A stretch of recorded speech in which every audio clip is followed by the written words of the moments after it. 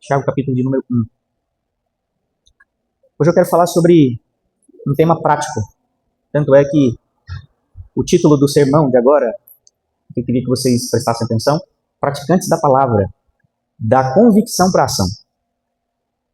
Antes de nós, eu acho que vale a pena eu ler esse texto com vocês, porque eu queria que você deixasse marcado esse texto aí. Tiago, capítulo 1. E eu queria que vocês dessem uma passadinha comigo no livro de Romanos, capítulo 10. Romanos, capítulo 10. Lembrei desse texto aqui, ele não estava inserido no sermão, mas eu acho que vale a pena compartilhar com vocês.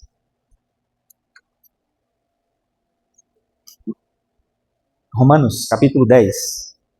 Encontraram aí? Romanos, capítulo 10, o verso 9, diz assim, ó: se com a boca você confessar Jesus como Senhor, e em seu coração crer que Deus o ressuscitou dentre os mortos, você será salvo. E o verso 10 diz assim: porque com o coração se crê para a justiça, e com a boca se confessa para a salvação. Então preste atenção aqui no que a Bíblia está tentando dizer. Tem pessoas que creem com o coração, mas não confessam com a boca. Alguém que só creu no coração. A pessoa que só creu. Não, eu creio, eu sei que isso é o certo. Essa pessoa vai ser salva, segundo esse texto que nós acabamos de ler aqui? Sim ou não? Sim ou não, irmãos? Não. A Bíblia está dizendo que tem que ser as duas coisas. Quando você crê, você deve fazer o quê? Confessar, falar. Em outras palavras, o que a Bíblia está dizendo? Que você deve demonstrar aquilo que você crê. Aquilo que você deve fazer, deve falar daquilo que está dentro do seu coração, das suas convicções, das virtudes que você realmente trouxe para a tua vida. Por quê? Porque tem pessoas que às vezes vivem uma incoerência.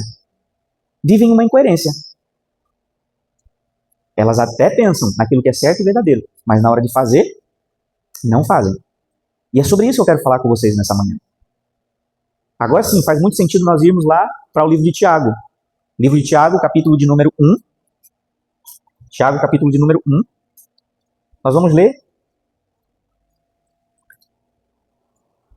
os versos do 22 em diante. E diz assim, ó: sejam praticantes da palavra de Deus, e não somente ouvintes, enganando a vocês mesmos. Então nós vamos parar por aqui. E depois nós vamos continuar. Então pensa assim, irmãos, olha. O texto bíblico está dizendo o quê? Sejam e não somente... Por quê? Porque quem só ouve e não pratica está se enganando. Então, irmãos, olha só.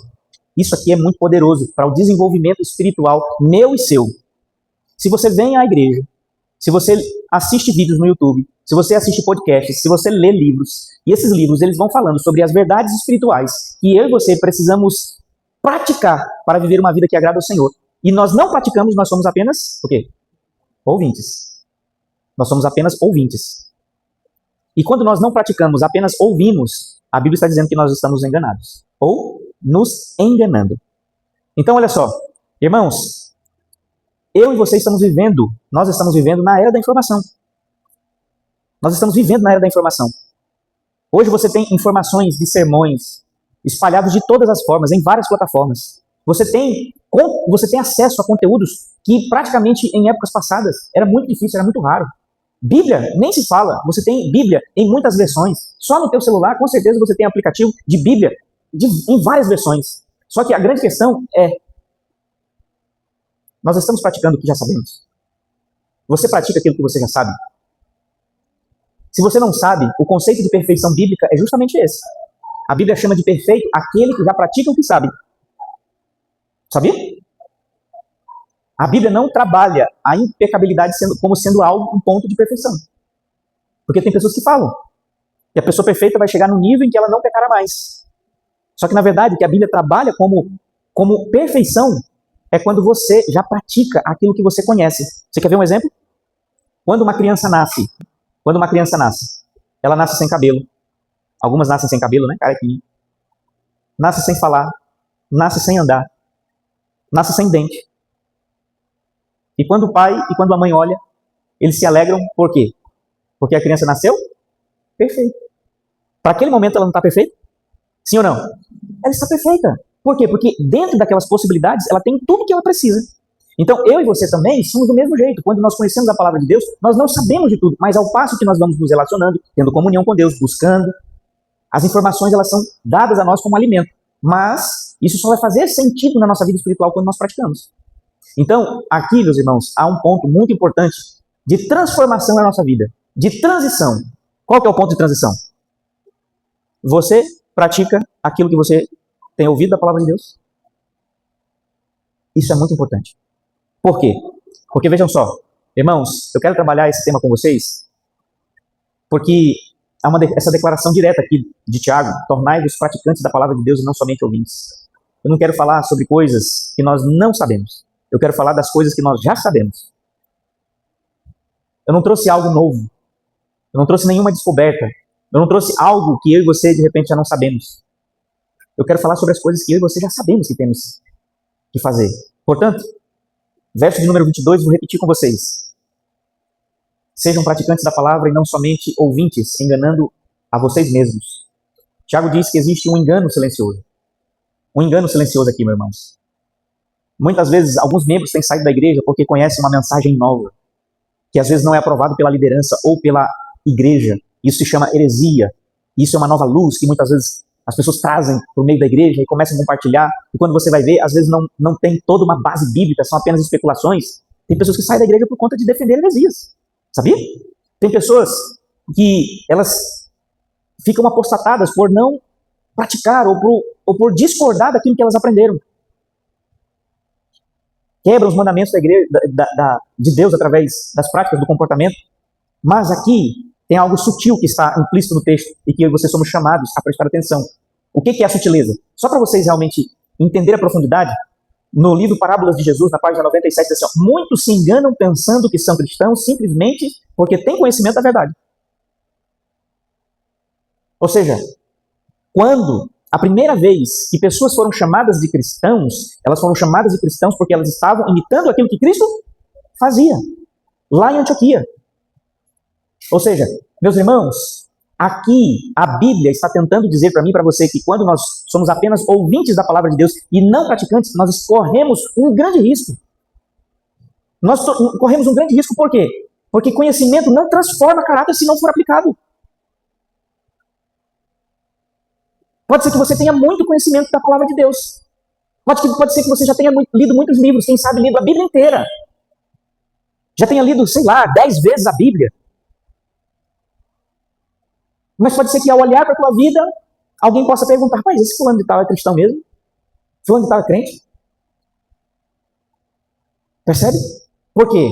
Porque, meu irmão, saber que deve perdoar, mas continua muitas vezes alimentando a mágoa, é disso que o texto bíblico está falando.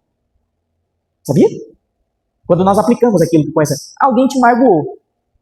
Se você for lá para o livro de Efésios, capítulo 4, o apóstolo Paulo ele vai dizer assim: não deixe que o sol se esconda sobre o quê? Sobre a ira. Ou seja, quando alguém às vezes te magoa, fala alguma coisa que você não gostaria de ouvir, ou que você não gostou de ouvir, o texto está dizendo assim: antes que termine o dia, o ideal seria que você perdoasse essa pessoa. Já não existisse mais nada entre vocês. Isso é o princípio, mas a gente fica pensando na possibilidade.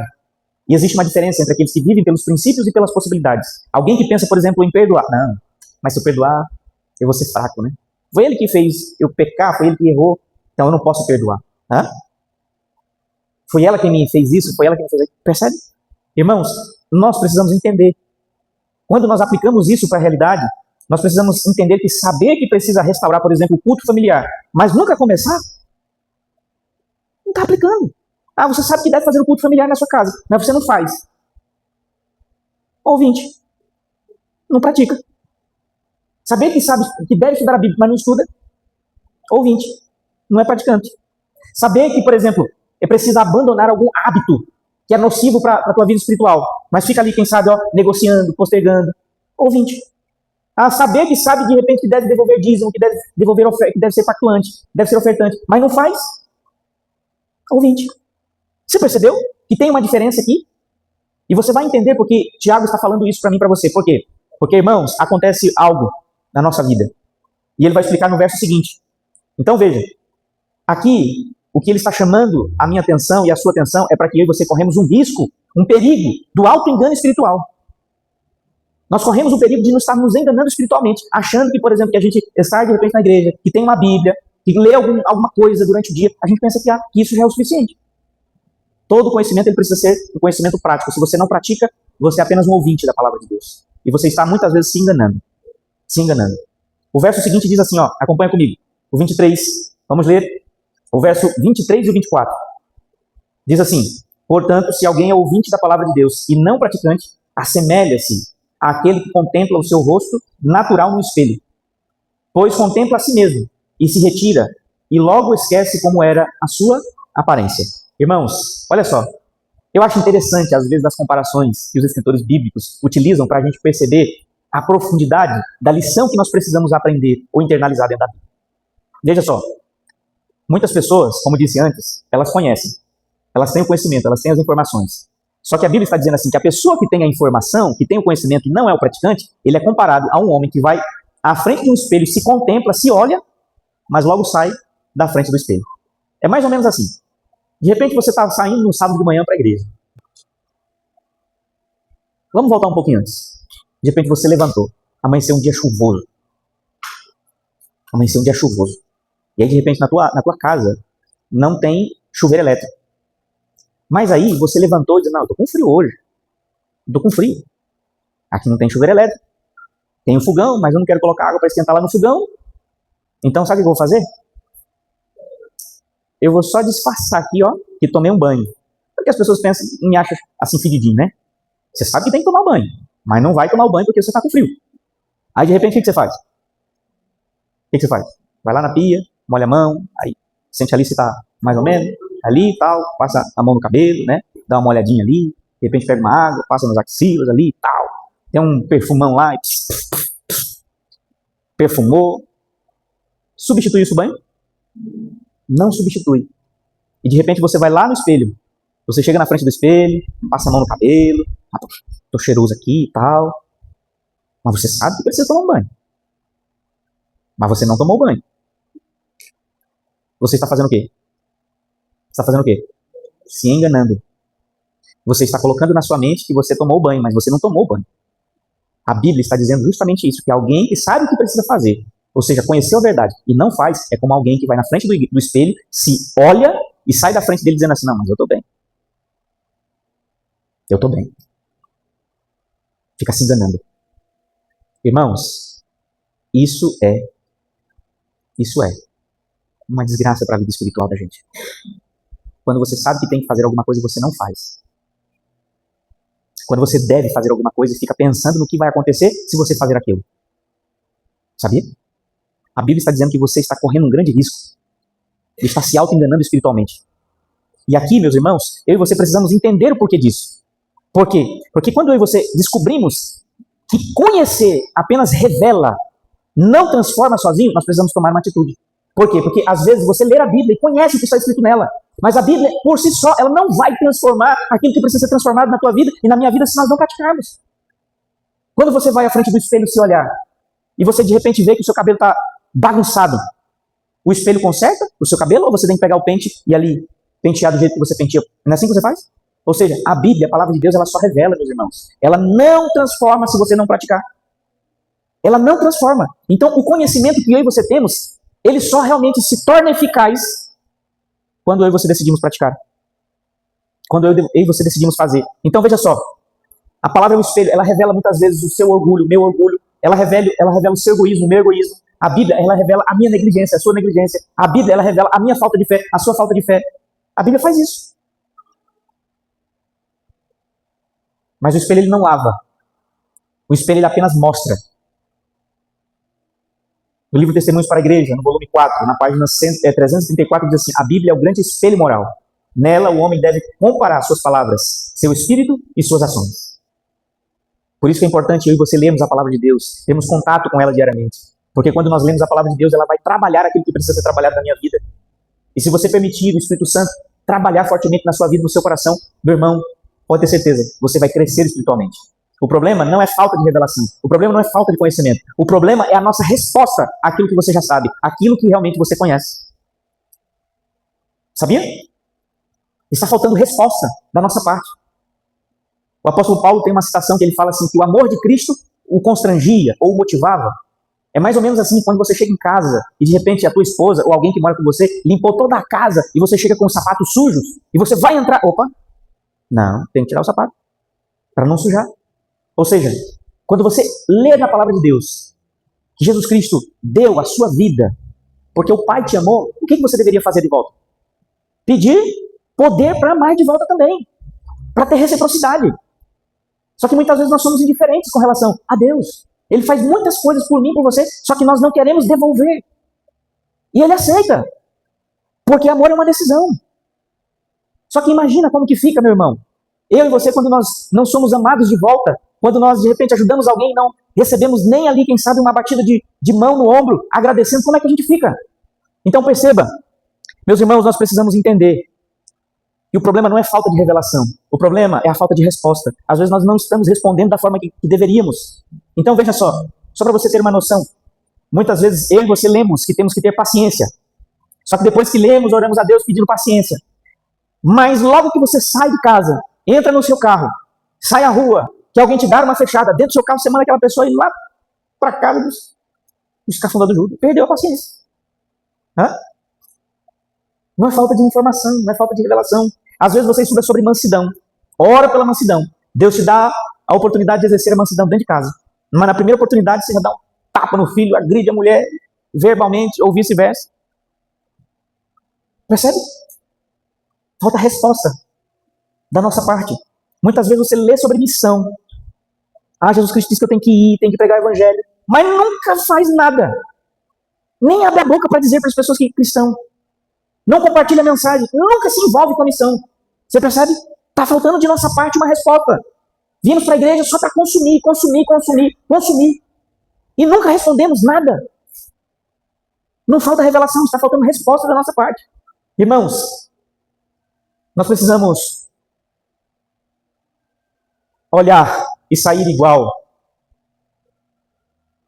É o maior risco espiritual que nós corremos. Às vezes nas nossas orações, a gente aqui na igreja, a gente ora assim: Senhor, que nós saiamos daqui, não da maneira que entramos, mas melhor do que como chegamos. Alguém já orou assim? Como é que você vai sair da igreja hoje, ouvindo tudo que você já ouviu? Como é que você vai responder? Como é que você vai responder a tudo que você já ouviu aqui de informação hoje? Sabe, irmãos, não é ignorância muitas vezes da nossa parte, ou seja, não é falta de conhecimento, não é falta de informação, não é falta de revelação, é indiferença da nossa parte. Nós estamos indiferentes com relação à palavra de Deus. Por fim, o verso 25 diz assim, o verso 25: mas aquele que atenta bem para a lei perfeita, lei da liberdade, e nela persevera, não sendo ouvinte que logo se esquece, mas operoso praticante, esse será bem-aventurado no que realizar. Olha só que interessante, irmãos. Não sei se vocês perceberam aqui o movimento, mas a Bíblia está dizendo aquele que considera atentamente, aquele que persevera, aquele que pratica é bem-aventurado. Aquele que considera atentamente. O que é considerar atentamente? É você olhar para a palavra de Deus, dizer: Senhor, é isso aqui que o Senhor está falando para mim. Isso aqui vai mudar a minha vida, vai transformar a minha vida. Isso aqui vai mudar o meu jeito de ser. Senhor, olha, eu tenho dificuldades com relação a isso aqui, Senhor. Isso é considerar atentamente. Mas aí logo o passo seguinte é o seguinte: Deus está dizendo, avança. E você avança. Aí de repente, mesmo assim, as coisas continuam. Persevera. Persevera. Persevera. Ele está dizendo, pratica. Continua praticando. Ele está dizendo que você será feliz por você praticar. Ou seja, meu irmão, a bênção de Deus não está em conhecer. A bênção de Deus está em realizar, fazer, colocar em prática aquilo que Deus realmente pede para que você faça. Entende? Então, veja, não é o ouvir, mas o fazer a palavra de Deus que traz a bênção. O ouvir é apenas o começo. Quando você ouve, sabe o que tem que fazer, mas não faz, você está deixando de receber as bênçãos que Deus deseja derramar em tua vida através da obediência, do fazer. Entende? Então, meus irmãos, Deus não abençoa intenções.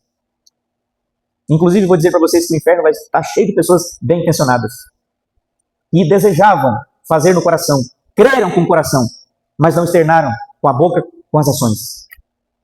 O inferno vai estar cheio de pessoas com boas intenções.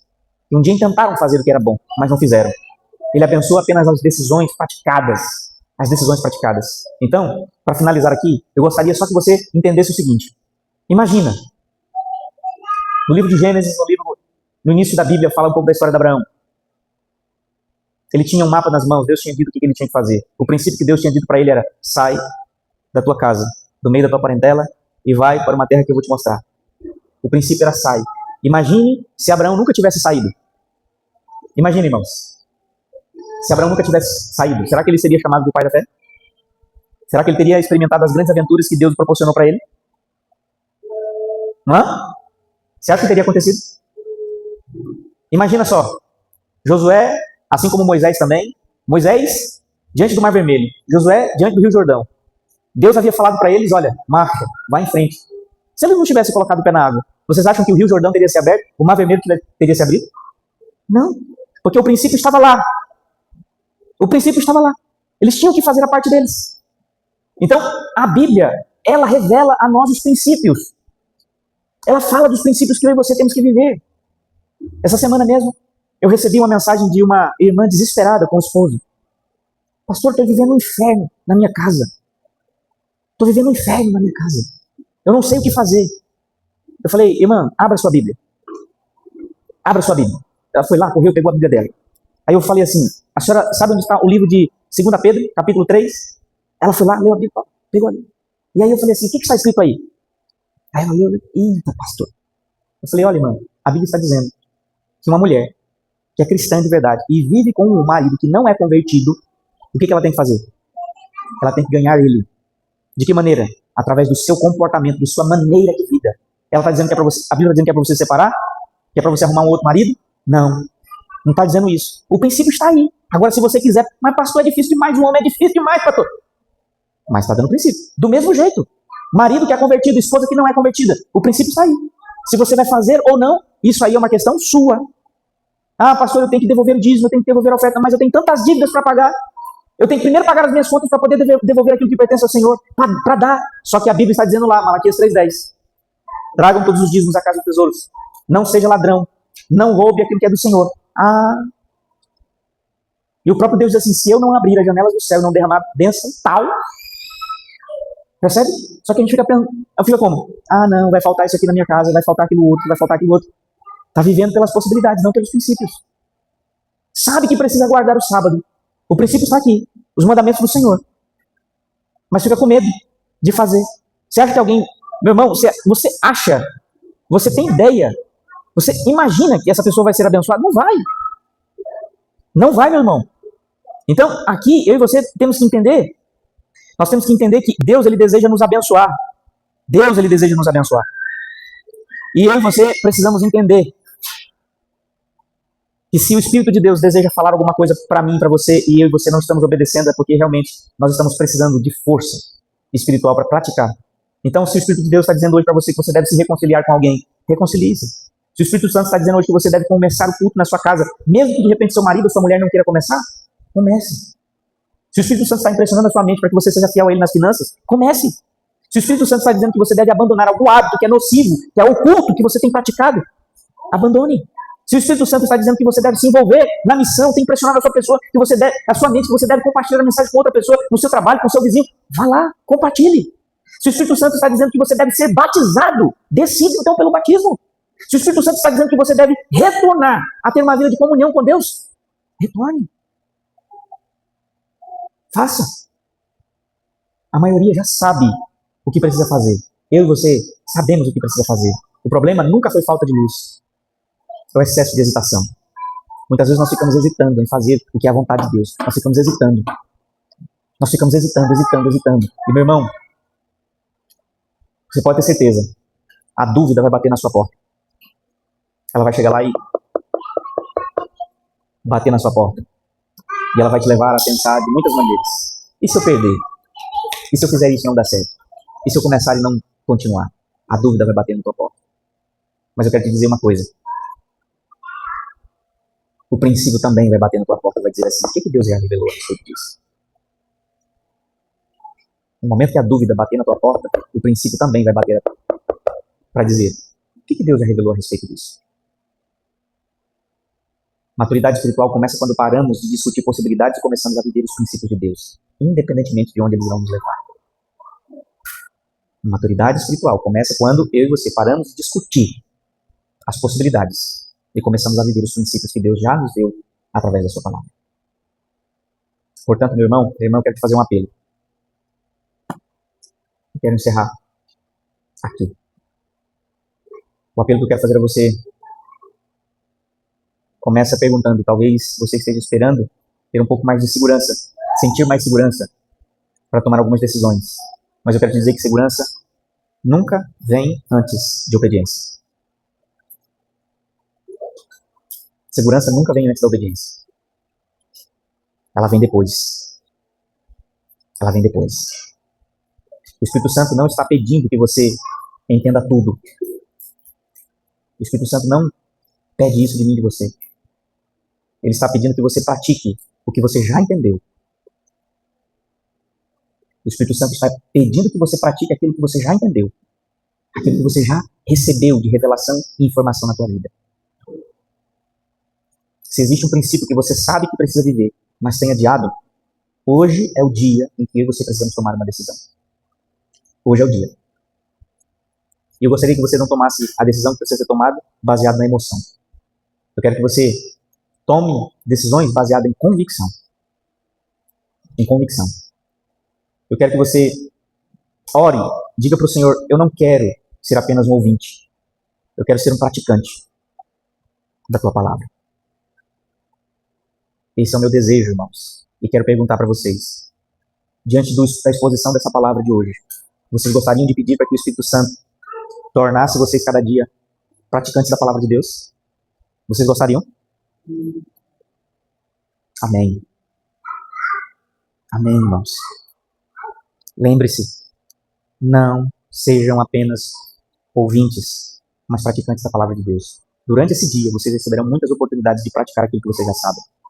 Lembre-se da decisão que você tomou agora. Lembre-se da decisão que você tomou agora, de praticar, de não ser apenas um ouvinte. Lembre-se, porque eu quero orar por você. Se você deseja, assim como eu, de se tornar um praticante da palavra de Deus, de dizer sim para o Senhor, de dizer sim para o Espírito Santo, eu gostaria de orar por você agora. Eu gostaria que você ficasse em pé e nós orássemos juntos para nós finalizarmos aqui o culto dessa manhã. Querido Pai, muito obrigado, Senhor, porque nessa manhã, de muitas maneiras, o Senhor falou conosco. Nós agradecemos porque nós temos recebido revelação suficiente para não viver uma vida desordenada. Nós já recebemos revelação suficiente para correspondermos. Por isso, nos ajuda, Senhor. Nós queremos, cada dia, ser motivados a viver uma vida que agrada ao Senhor, não simplesmente pelo aquilo que receberemos, mas porque é o certo a se fazer. Nós pedimos que o Senhor nos dê força para fazer aquilo que muitas vezes nós temos dificuldade para praticar. Abençoe a mim, meus irmãos, para que cada dia nós venhamos crescer na graça e no conhecimento do Senhor. Abençoe-nos para que cada dia de nossa vida nós venhamos nos empenhar nas práticas espirituais, fortalecer a nossa vida através das práticas espirituais, Senhor. Para que quando o Senhor voltar nas nuvens do céu, o Senhor nos ache praticando aquilo que o Senhor pediu que nós venhamos fazer todos os dias. Por isso, nos ajude a estudar a Tua palavra. Nos ajude a pedir pelo batismo do Santo Espírito. Nos ajuda, Senhor, a clamar todos os dias. Nos ajude a pregar a palavra. Nos ajude a nos envolver na Tua igreja através de algum ministério. Nos ajude, Senhor, a pregar o Evangelho para outras pessoas, porque isso é o que o Senhor nos pede. Nos ajude a sermos fiéis ao Senhor nas finanças, no cuidado do corpo. Nos ajude, Senhor, a pregar a Tua palavra também para as pessoas que moram conosco em casa. Por favor, nós pedimos por todas essas bênçãos em nome de Cristo Jesus. Amém.